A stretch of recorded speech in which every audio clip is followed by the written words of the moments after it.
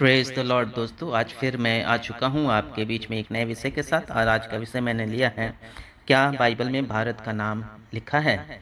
Is India in Bible? तो आइए दोस्तों, आप सबको हम स्वागत करते हैं अपने इस YouTube channel love of God में और आज के विषय के ऊपर चर्चा करते हैं। तो दोस्तों, लोग सब जानते हैं और हम लोग हिस्ट्री में पढ़ते हैं कि भारत की खोज वास्को डी गामा ने नाम का व्यक्ति ने किया था 1499 में, जो कि एक एक्सप्लोरर था पोर्चुगल का।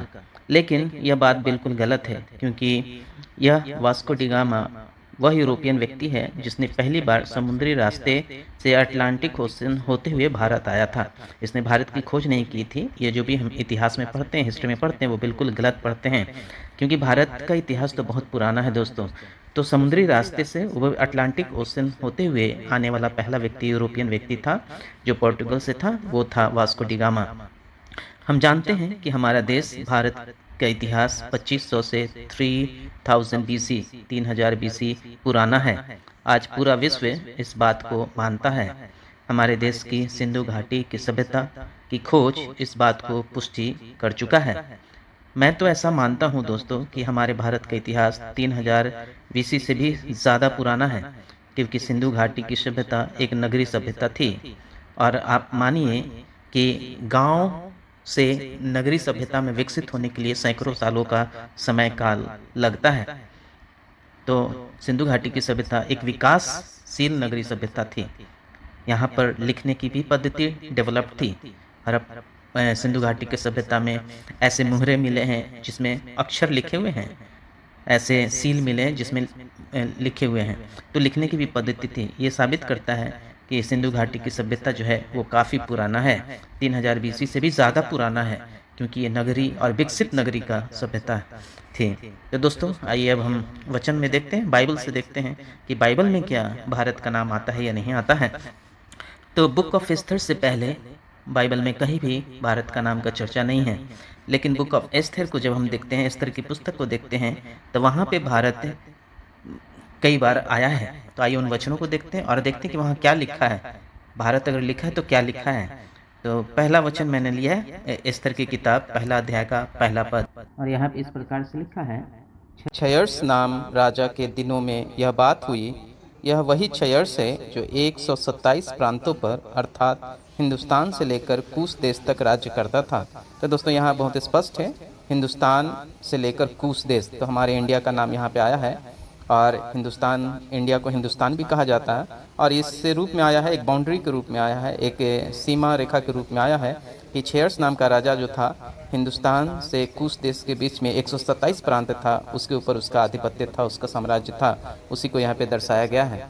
तो दोस्तों, इस प्रकार से भारत का नाम बाइबल में आता है। ये बताता है भारत की खोज वास्को डी गामा ने नहीं किया, क्योंकि बाइबल वास्को डी गामा से बहुत पहले लिखा गया था। तो दोस्तों, आइए दूसरे वचन की ओर चलते हैं। और देखते हैं दूसरा वचन मैंने एस्थर की ही किताब से 8 अध्याय का 9वां पद को लिया है और यहाँ पे लिखा है, सो उसी समय अर्थात सिवान नाम तीसरे महीने के 23वें दिन को राजा के लेखक बुलाए गए और जिस जिस बात किया गया मुदरके ने उन्हें दी थी, उसे यहूदियों और अधिपतियों और हिंदुस्तान से लेकर कूश तक जो 127 प्रांत हैं, उन सब के अधिपतियों और हाकिमों को एक एक प्रांत के अक्षरों में और एक एक देश के लोगों की भाषा में और यहूदियों को उनके अक्षरों और भाषा में लिखी गई।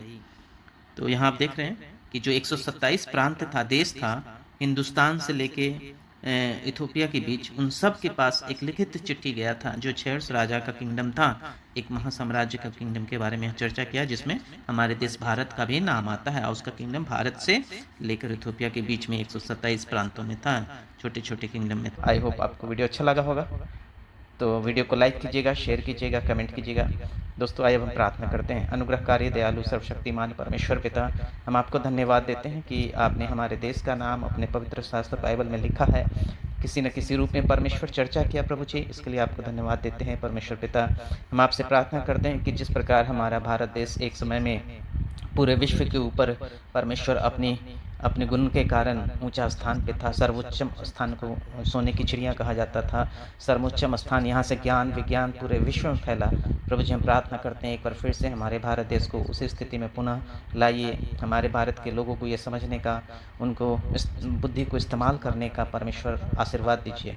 पिता परमेश्वर हम प्रार्थना करते हैं जितने लोग सुनते हैं उन सब के घर में प्रेम शांति और आपसी मेल मिलाप का माहौल है, इसके लिए हम आपसे प्रार्थना करते हैं, विनती रखते हैं आपके चरणों में, मांगते हैं उद्धार करता है प्रभु यीशु मसीह के नाम से, आमीन। तो दोस्तों, अगर मैं आपसे एक बार फिर से निवेदन करता हूँ कि वीडियो को पूरा लाइक देखिएगा, ज़रूर लाइक कीजिएगा, शेयर कीजिएगा, कमेंट कीजिएगा। आई होप आपको वीडियो आज का पसंद आया होगा। बहुत बहुत धन्यवाद कि आप लोग वीडियो को देखते हैं, इसके लिए thanks for watching the video. God bless you all.